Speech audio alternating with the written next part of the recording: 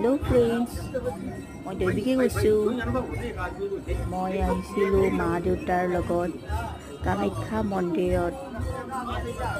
মায়ে কৈছে কামাখ্যা হেনো নীলাচল পাহাৰত অৱস্থিত। যদিও আমি দৰ্শন কৰিব নাপালোঁ, সঁচাই গৈ বহুত ভাল লাগিছিলে। মাৰ মন্দিৰটো দেখি নিশ্চয় আৰু যাম, সুযোগ পাম। মা দেউতাই লৈ যাব মোক মাক দৰ্শন কৰাবলৈ। আমি সন্ধিয়া পৰত গৈছিলোঁ, মানুহ বহুত দেখিছিলোঁ তাত।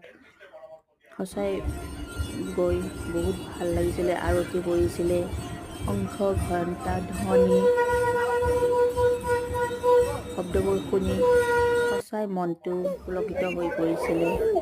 সঁচাই বহুত ভাল লাগিছিলে মনটো, দোকানবোৰ দেখি, তাত মানুহবোৰ দেখি।